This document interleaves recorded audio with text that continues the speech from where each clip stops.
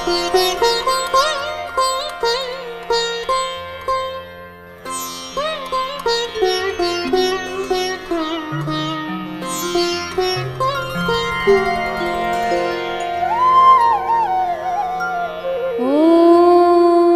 श्री महालक्ष्मी नमः। नाम्नां शास्त्रसहस्रं च ब्रूहि गार्ग्य महामते। महालक्ष्म्या महादेव्या भुक्तिमुक्त्यर्थसिद्धये। गार्ग्य उवाच सनत्कुमारमासीनं द्वादशादित्यसन्निभम् अप्रच्छन्योगिनो भक्त्या योगिनामर्थसिद्धये। सर्वलौकिककर्मभ्यो विमुक्तानां हिताय वै भुक्तिमुक्तिप्रदं जप्यम् अनुब्रूहि दयानिधे। सनत्कुमार भगवन् सर्वज्ञोऽसि विशेषतः आस्तिक्यसिद्धये नूनां क्षिप्रधर्मार्थसाधनम्। खिद्यन्ति मानवः सर्वे धनाभावेन केवलम् सिद्ध्यन्ति धनिनो न्यस्यत् नैव धर्मार्थकामनाः। दारिद्र्यध्वंसिनी नाम केन विद्या प्रकीर्तिता केन वा ब्रह्मविद्यापि केन मृत्युविनाशिनी।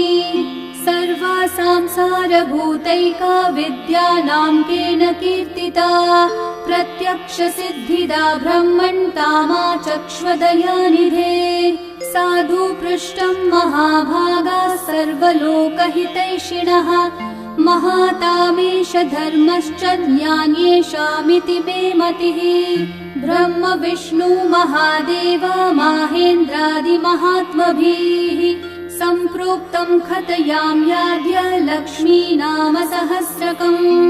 यस्योच्चारणमात्रेण दारिद्र्योन्मुच्यते नरः किं पुनस्तज्जपाजापि सर्वेष्ठार्थानवाप्नुयात्। अस्य श्रीलक्ष्मी दिव्यसहस्रनाम स्तोत्र महामन्त्रस्य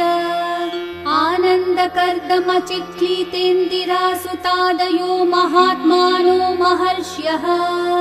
अनुष्ठुप् छन्दः। विष्णुमाया शक्तिः महालक्ष्मी परा देवता। श्री महालक्ष्मी प्रसाद द्वारा सर्वेष्ठार्थ सिद्ध्यर्थे जपे विनियोगः। ध्यानम् पद्मनाभप्रियां देवीं पद्माक्षीं पद्मवासिनीं पद्मवक्त्रां पद्महस्तां वन्दे पद्मामहर्निशम्।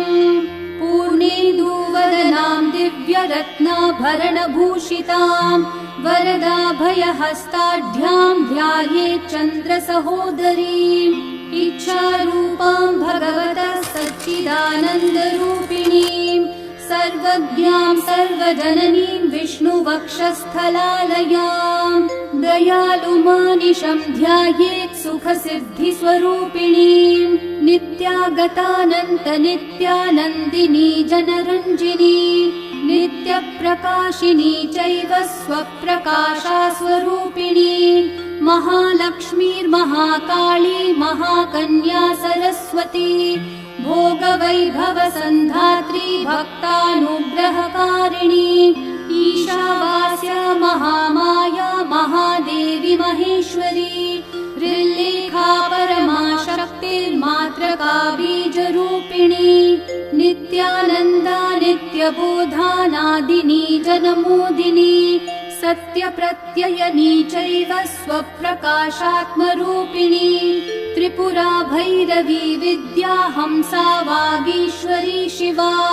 वाग्देवी च महारात्री कालरात्री स्त्रिलोचना भद्रकाली कराली च महाकाली तिलोत्तमा। काली करालवक्त्रान्ता कामाक्षी कामदा शुभा। चण्डिका चण्डरूपेशा चामुण्डा चक्रधारिणी। त्रैलोक्यजयनी देवी त्रैलोक्यविजयोत्तमा। सिद्धलक्ष्मी क्रियालक्ष्मी मोक्षलक्ष्मी प्रसादिनी। उमा भगवती दुर्गा चान्द्री दाक्षायणी शिवा प्रत्यङ्गिराधरा वेला लोकमाता हरिप्रिया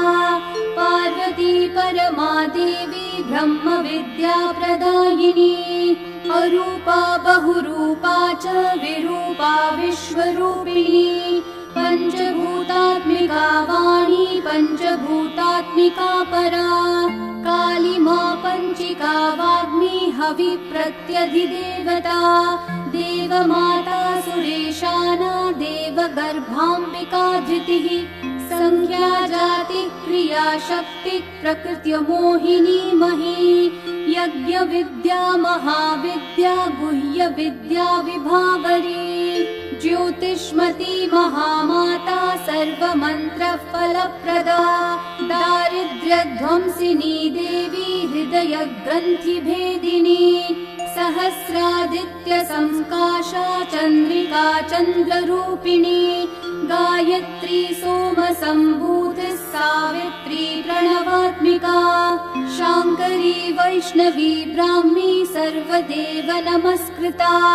सेव्य दुर्गा कुबेराक्षी करवीर निवासिनी जया च विजया चैव जयन्ती चापराजिता कुब्जिका कालिका शास्त्री वीणा पुस्तकधारिणी सर्वज्ञ शक्ति श्री शक्तिर्ब्रह्म विष्णु शिवात्मिका ईढा पिङ्गलिका मध्यां मृणाली तन्तुरूपिणी यज्ञेशानी प्रथा दीक्षा दक्षिणा सर्वमोहिनी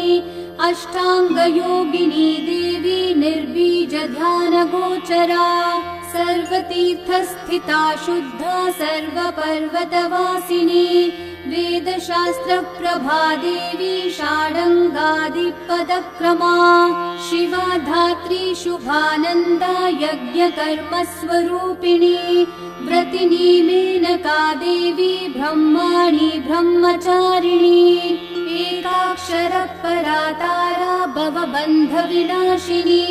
विश्वम्भरा धारा निराधाराधिकस्वरा राकाकुहूरमावास्या पूर्णिमानुमतिर्द्युतिः सिनीवाली शिवा वास्या वैशवदेवी पिशङ्गिया पिप्पला च विशालाक्षी रक्षोग्नि वृष्टिकारिणी दुष्टविद्राविणी देवी सर्वोपद्रवनाशिनी शारदा शरसन्धाना सर्वशस्त्रस्वरूपिणी युद्धमध्यस्थिता देवी सर्वभूतप्रभज्जनी अयुद्धा युद्धरूपा च शान्ता शान्तिस्वरूपिणी गंगा सरस्वती वेणी यमुना नर्मदा पगा समुद्रवसना वासा ब्रह्माण्ड श्रोणि मेखला पंचवक्त्रा दशभुजा शुद्ध स्फटिक सन्निभा रक्ता कृष्णासित पिता सर्ववर्णा निरीश्वरी कालिका चक्रिका देवी सत्या तु वटुका स्थिता तरुणी वरुणी नारी ज्येष्ठा देवी सुरेश्वरी विश्वम्भरा धरा कर्त्री गलार्गला विभञ्जनी संध्या रात्रिर्दिवा ज्योत्स्ना कला काष्ठा निमेषिका पूर्वी कात्यायनी शुभ्रा संसारार्णवतारिणी कपिला कीलिका शोका मल्लिका नवमल्लिका देविका नन्दिका शान्ता भञ्जिका भयभञ्जिका कौशिकी वैदिकी देवी शौरी रूपाधिकातिभा दिग्वस्त्रा नववस्त्रा च कन्यका कमलोद्भवा श्री सौम्य लक्षणातीत दुर्गा सूत्र प्रबोधिका श्रद्धा मेधा वृत्ति प्रज्ञा धारणा कान्तिरेव च श्रुतिस्मृतिर्धन्या भूतिरिष्टिर्मनीषिणी विरक्तिर्व्यापिनी माया सर्वमाया प्रभञ्जनी महेन्द्री मन्त्रिणी सिंही केन्द्रजालस्वरूपिणी अवस्थात्रय निर्मुक्ता गुणत्रय विवर्जिता ईषणात्रय निर्मुक्ता सर्वरोग विवर्जिता योगी ध्यान वेदगम्या च योगध्यानपरायणा त्रयी शिखा विशेषज्ञा वेदान्तज्ञानरूपिणी भारती कमला भाषा पद्मा पद्मवती कृतिः गौतमी गोमती गौरी ईशानाहं सवाहिनी नारायणी प्रभाधारा जाह्नवी शङ्करात्मजा चित्रघण्टा सुनन्दाक्षी मानवी मनुसंभवा स्तम्भिनी क्षोभिनी मारी ब्राह्मिणी शत्रुमारिणी मोहिनी द्वेषिणी वीरा अघोरा रुद्ररूपिणी रुद्रैकादशिनी पुण्या कल्याणी लाभकारिणी देवदुर्गा महादुर्गा स्वप्नदुर्गाष्टभैरवी सूर्यचन्द्राग्निरूपा च ग्रहनक्षत्ररूपिणी बिन्दुनादकलातीता बिन्दुनादकलात्मिका दशवायुजयाकारा कला षोडश संयुता काश्यपी कमला देवी नादचक्रनिवासिनी मृडाधारा स्थिरा गुह्या देविका चक्ररूपिणी अविद्या शार्वरी भुञ्जा जम्भासुरनिबर्हिणी श्रीकाया श्रीकला शुभ्रा कर्म निर्मूलकारिणी आदिलक्ष्मी गुणाधारा पञ्चब्रह्मात्मिका परा श्रुतिर्ब्रह्ममुखावासा सर्वसम्पत्तिरूपिणी मृतसञ्जीवनी मैत्री कामिनी कामवर्जिता निर्वाणमार्गदा देवी हंसिनी काशिका क्षमा सपर्या गुणिनी भिन्ना निर्गुणा खण्डिता शुभा स्वामिनी वेदिनी शक्या शाम्बरी चक्रधारिणी दण्डिनी मुण्डिनी व्याघ्री शिखिनी सोमसंहतिः चिन्तामनिश्चितानन्दा पञ्चबाणाग्रबोधिनी बाणश्रेणी सहस्राक्षी सहस्रभुजपादुका सन्ध्यावलिस्त्रिसन्ध्याभ्या ब्रह्माण्डमणिभूषणा वासवी वारुणी सेना कुलिका मन्त्ररञ्जनी जितप्राणस्वरूपा च कान्ता काम्यवरप्रदा मन्त्रब्राह्मण विद्यार्थी नादरूपा हविष्मती आथर्वणि श्रुतिशून्या कल्पनावर्जिता सती सत्ता जाति प्रमामेया प्रमिति प्राणदा गतिः अवर्णा पञ्चवर्णा च सर्वदा भुवनेश्वरी त्रैलोक्यमोहिनी विद्या सर्वभर्तृक्षराशरा हिरण्यवर्णा हरिणी सर्वोपद्रवनाशिनी कैवल्यपदवी रेखा सूर्यमण्डल संस्थिता सोममण्डल मध्यस्था वह्निमण्डल संस्थिता वायुमण्डल मध्यस्था व्योममण्डल संस्थिता चक्रिका चक्र मध्यस्था चक्रमार्ग प्रवर्तिनी कोकिलाकुलचक्रेशा पक्षती पङ्क्तिपावनी सर्वसिद्धान्तमार्गस्था षड्वर्णावरवर्जिता शररुद्रहरा हन्त्री सर्वसंहारकारिणी पुरुषा पौरुषी तुष्टिः सर्वतन्त्रप्रसूतिका अर्धनारीश्वरी देवी सर्वविद्याप्रदायिनी भार्गवी भूजुषी विद्या सर्वोपनिषदा स्थिता व्योमकेशाखिलप्राणा पञ्चकोशविलक्षणा पञ्चकोशात्मिका प्रत्यक् पञ्चब्रह्मात्मिका शिवा जगज्जराजनित्री च पञ्चकर्म प्रसूतिका वाग्देव्याभरणाकारा सर्वकाम्यस्थिता स्थितिः अष्टादश चतुष्षष्टि पीठिका विद्यया युता कालिका कर्षणश्यामा यक्षिणी किन्नरेश्वरी केतकी मल्लिका शोका वाराही धरणी ध्रुवा नारसिंही महोघ्रास्या भक्तानामार्तिनाशिनी अन्तर्बला स्थिरा लक्ष्मीर्जरामरणनाशिनी श्रीरञ्जिता महाकाया सोमसूर्याग्निलोचना अदितिर्देवमाता च अष्टपुत्राष्टयोगिनी अष्टप्रकृति अष्टाष्ट विभ्राजद्विकृतिकृतः दुर्भिक्षध्वंसिनी देवी सीता सत्या च रुक्मिणी ख्यातिजा भार्गवी देवी देवयोनिस्तपस्विनी शाकम्भरी महाशोणा गरुडोपरि संस्थिता सिंहगा व्याघ्रगा देवी वायुगा च महादृगा अकारादिक्षकारान्ता सर्वविद्याधिदेवता मन्त्रव्याख्यान निपुणा ज्योतिषशास्त्रैकलोचना ईडा पिङ्गलिका मध्या सुषुम्ना ग्रन्थिभेदिनी कालचक्राशयोपेता कालचक्रस्वरूपिणी वैशारदीमती श्रेष्ठा वरिष्ठा सर्वदीपिका वैनायकी वरारोहा श्रोणिवेला बहिर्बलिः जम्बिनी जिह्मणी जम्भकारिणी गणकारिका शरणी चक्रिकानन्ता सर्वव्याधि चिकित्सकी देवकी देवसंकाशा वारिधि करुणाकरा शर्वरी सर्वसम्पन्ना सर्वपापप्रभञ्जनी एकमात्रा द्विमात्रा च त्रिमात्रा च तथा परा अर्धमात्रा परा सूक्ष्मा सूक्ष्मार्थार्थपरा परा एकवीरा विशेषाख्या षष्ठी देवी मनस्विनी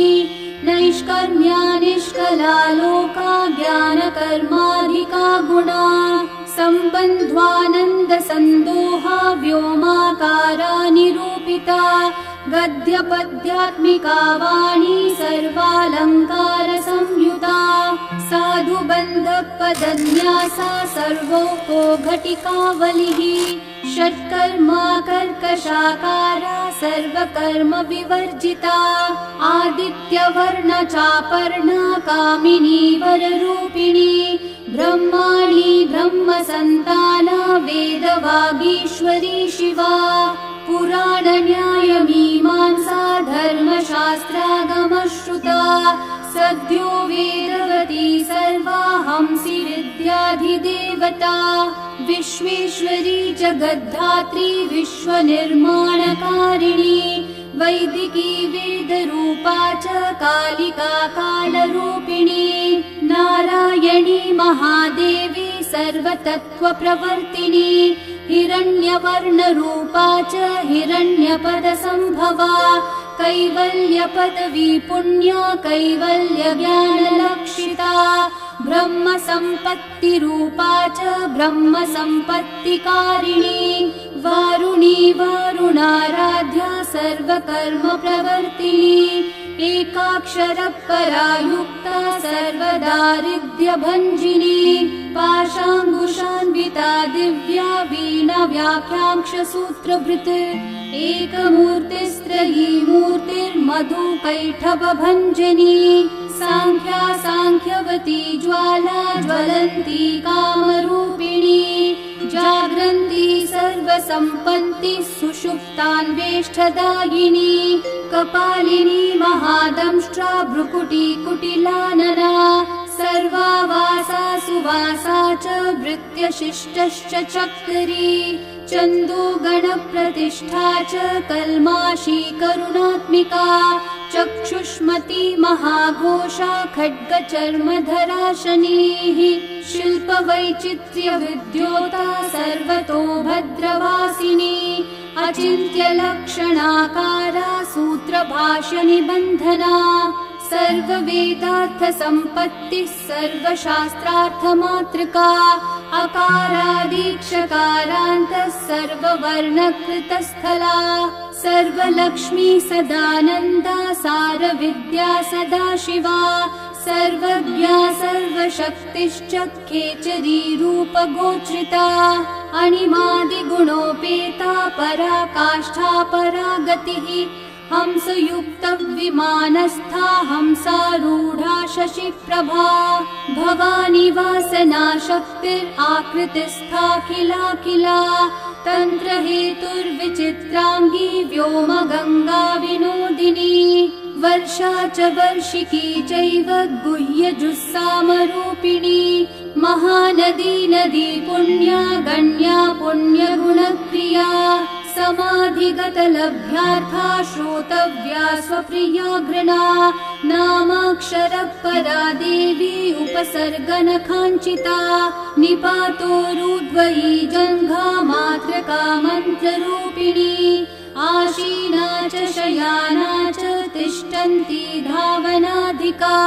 लक्ष्यलक्षणयोगाढ्या ताद्रूप्य गणनाकृतिः सैकरूपा नैकरूपा सेन्दुरूपा तदाकृतिः समासतद्धिताकारा विभक्तिवचनात्मिका स्वाहाकारा स्वधाकारा श्रीपत्यार्धाङ्गनन्दिनी गम्भीरा गहना गुह्या योनिलिङ्गार्धधारिणी शेषवासुकि संसेव्या चपलावरवर्णिनी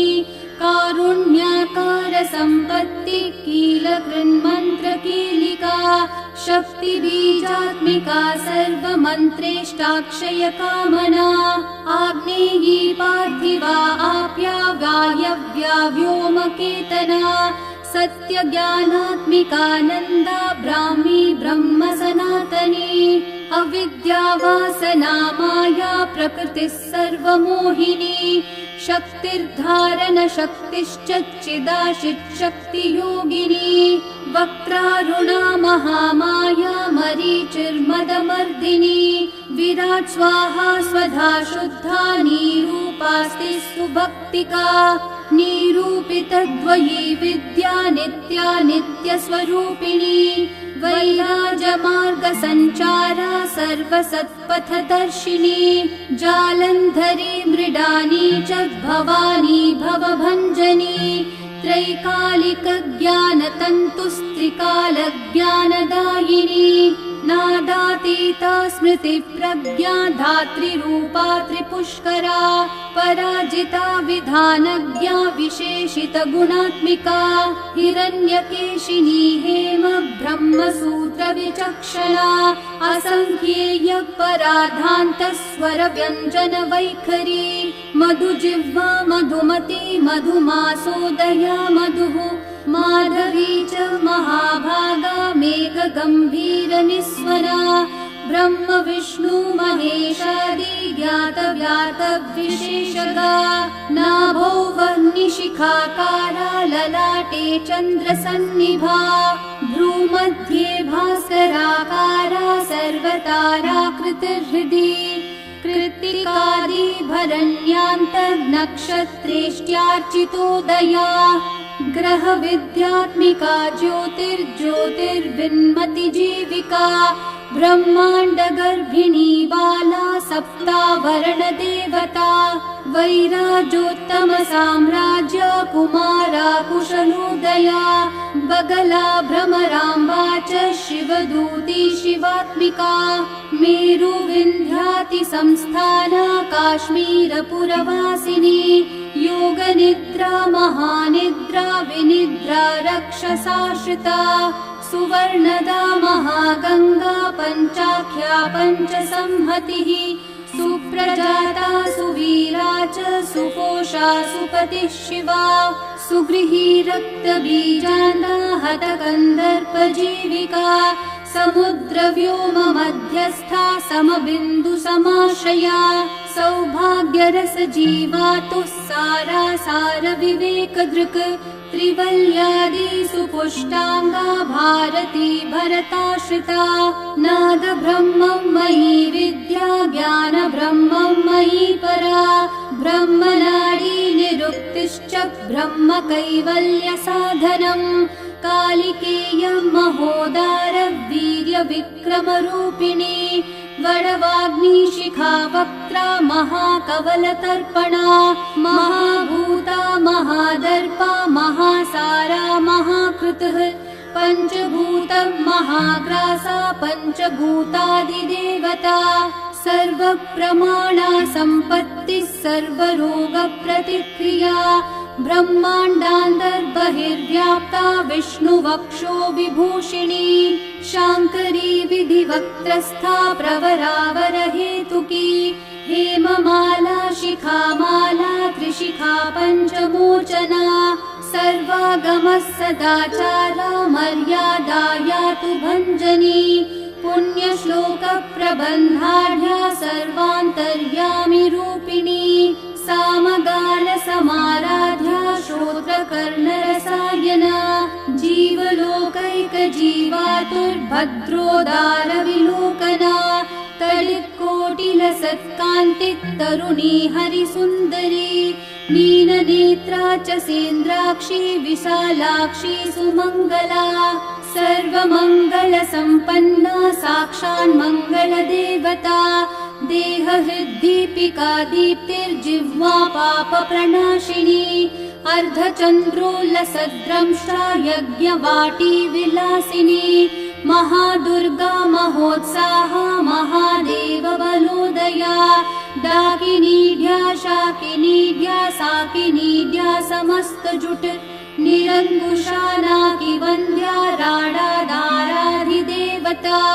भुवनज्ञानिनी श्रेणी भुवनाकारवल्लरी शाश्वती शाश्वताकारा लोकानुग्रहकारिणी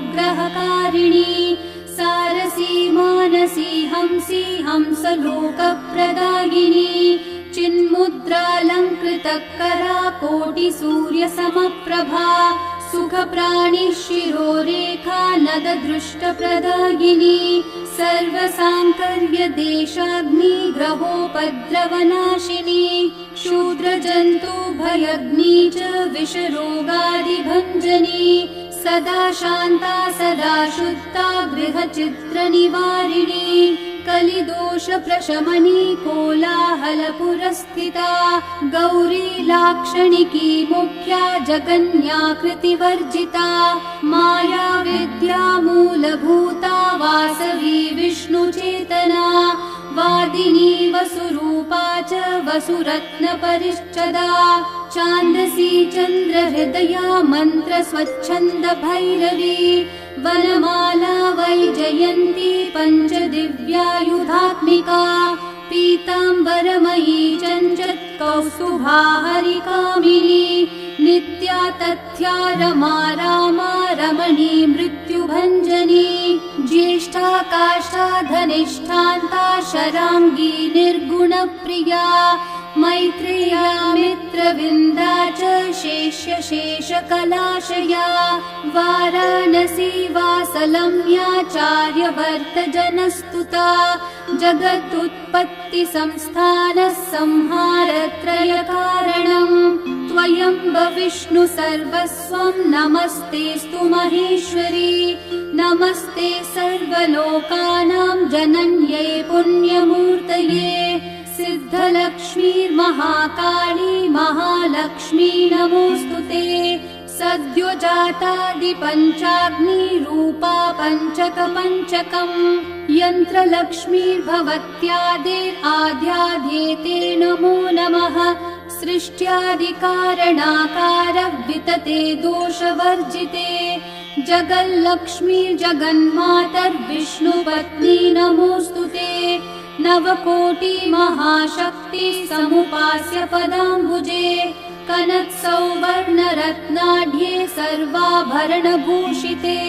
अनन्तनित्यमहर्षि प्रपञ्चेश्वर नायकी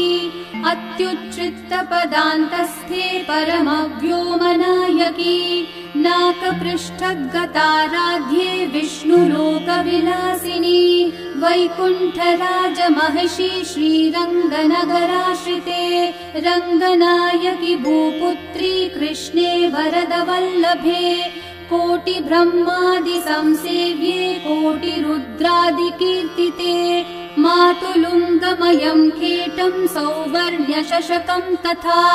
पद्मद्वयं पूर्ण पूर्णकुम्भं कीरं च वरदाभये पाशम् अंकुशकं शङ्खं चक्रं शूलं कृपाणिकां धनुर्बाणौ चाक्षमालां चिन्मुद्रामपि बिभ्रति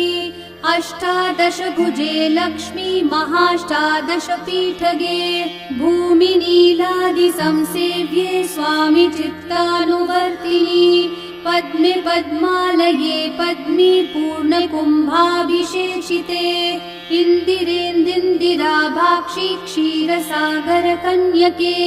भार्गवी त्वं स्वतन्त्रे च वशीकृत्य जगत्पतिः मङ्गलं मङ्गलानां त्वं देवतानां च देवता त्वमुत्तमोत्तमानां च त्वं श्रेयः परमामृतम् धनधान्याभिवृद्धश्च सर्वभौमसुखोच्छ्रया आन्दोलिकादिसौभाग्यं मत्ते भाति महोदयः पुत्रपौत्राभिवृद्धिश्च विद्याभोगबलादिकम् आयुरारोग्यसम्पत्तिरष्टैश्वर्यं त्वमेव हि परमेश विभूतिश्च सूक्ष्मात् सूक्ष्मतरा गतिः सदयापाङ्गसन्दत्त ब्रह्मेन्द्रान्दिपदस्थितिः अव्याहतं महाभाग्यं त्वमेवाक्षोभ्यविक्रमः समन्वयश्च वेदानामविरोधस्त्वमेव हि निःश्रेयसपदप्राप्ति साधनं फलमेव च श्रीमन्त्रराजराज्ञी च श्रीविद्याक्षेमकारिणी श्रीं बीजजपसन्तुष्टा ऐह्रीं श्रीं बीजपालिका प्रपत्तिमार्गसुलभा विष्णुप्रथमकिङ्करी क्लींकारार्थसवित्री च सौमङ्गल्याधिदेवता श्रीषोडशाङ्करी विद्या श्रीयन्त्रपुरवासिनी सर्वमङ्गलमाङ्गल्ये शिवे सर्वार्थसाधिके शरण्ये त्र्यम्बके गौरी नारायणि नमोऽस्तुते पुनः पुनर्नमस्तेऽस्तु साष्टाङ्गमयुतं पुनः सनत्कुमार उवाच एवं स्तुता महालक्ष्मी बृहरुद्रादिभिः सुरैः नमद्भिरार्तैर्दीनैश्च निःस्वत्वैर्भोगवर्जितैः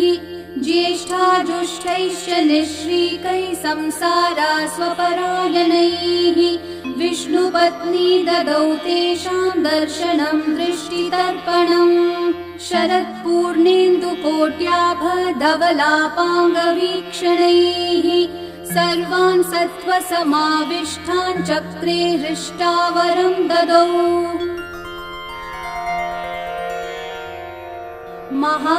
महालक्ष्मीरोवाच नाम्नां साष्टसहस्रं मे प्रमादाद्वापि यः सकृत् कीर्तयेतत्कुले सत्यं वसाम्याचन्द्रतारकम् किं पुनर्नियमा जप्तुर्मदेकः शरणस्य च मातृवत्सानुकम्पाहं पोषकी स्यामहर्निशम् मन्नामस्तवतां लोके दुर्लभं नास्ति चिन्तितम् मत्प्रसादेन सर्वेऽपि स्वस्वेष्टार्थमवाप्स्यथ लुप्तवैष्णवधर्मस्य मद्व्रतेष्वकीर्णनः भक्तिप्रपत्तिहीनस्य वन्द्यो नाम्नां स्तवोऽपि मे तस्मादवश्यं तैर्दोषैर्विहीनः पापवर्जितः जपेत् साष्टसहस्रं मे नाम्नां प्रत्यहमादरात् साक्षादलक्ष्मीपुत्रोऽपि दुर्भाग्योऽप्यलसोऽपि वा अप्रयत्नापि मूढोऽपि विकलपतितोऽपि च अवश्यं प्राप्नुयात् भाग्यं मत्प्रसादेन केवलम् स्पृहेयमचिरादेवा वरदानाय जापिनः ददामि सर्वमिष्टार्थं लक्ष्मीति स्मरतां ध्रुवम् सनत्कुमारोवाच इत्युक्त्वान्तर्दधे लक्ष्मीर्वैष्णवी भगवत्कला इष्टापूतं च सुकृतं भागधेयं च चिन्तितम् स्वं स्वं स्थानं च भोगं च विजयं लेभिरे सुराः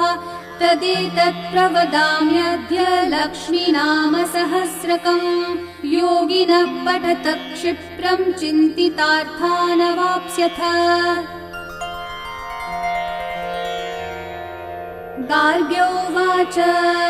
सनत्कुमारो योगीन्द्र इत्युक्त्वा सदयानिधिः अनुगुह्य ययौ क्षिप्रं तांश्च 12 योगिनः तस्मादेतद्रहस्यं च गोप्यं जप्यं प्रयत्नतः अष्टम यां च चतुर्दश्यां नवम यां भृगुवासरे पौर्णमास्याममायां च पर्वकाले विशेषतः जपेद्वा नित्यकार्येषु सर्वान् कामानवाप्नुयात् इति श्रीस्कन्दपुराणे सनत्कुमार संहितायां श्रीलक्ष्मी सहस्रनाम स्तोत्रम् सम्पूर्णम्।